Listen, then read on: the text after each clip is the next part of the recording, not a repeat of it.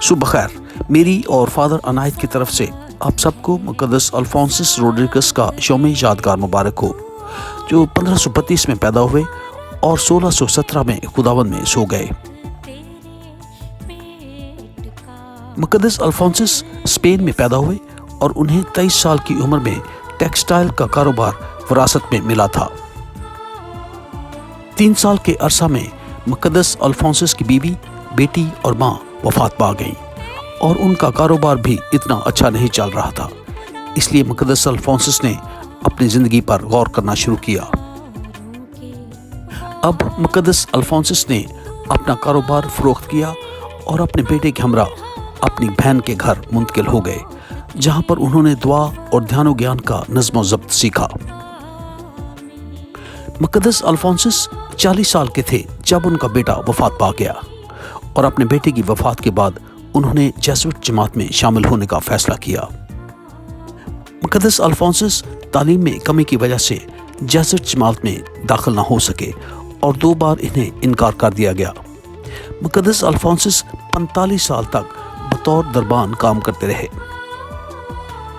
मुक़द्दस Alphonsus दुआ में मसरूफ़ रहते और अक्सर इन्हें मुश्किलात और आजमाइशों का सामना रहता।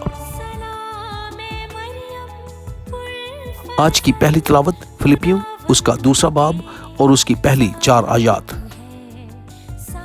आज की पहली तिलावत में मुक़द्दस पौलुस रसूल कहते हैं कि हमें कोई भी चीज़ हसद और झूठ से नहीं करनी चाहिए, बल्कि हलीमी से। आज की इंजील मुक़द्दस लूका के मुताबिक उसका 14वां बाब और उसकी 12वीं से 14वीं आयत तक।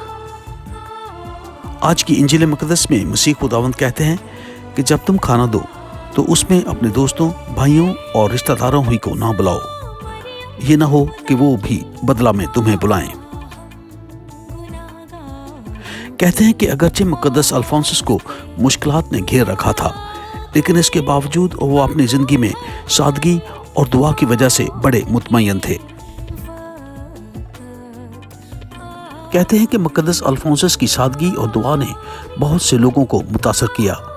मुक़द्दस पीटर क्लेवर भी मुक़द्दस अल्फोंसस से बहुत मुतासर थे।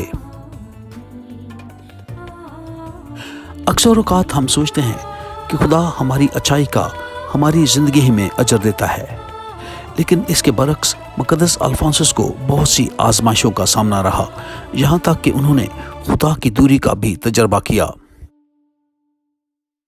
मुक़द्दस अल्फोंसस के दुख उन्हें उनसे दूर ना कर सके, बल्कि वो अपने दुखों में गरीबों और गुलामों के पास चले जाया करते थे।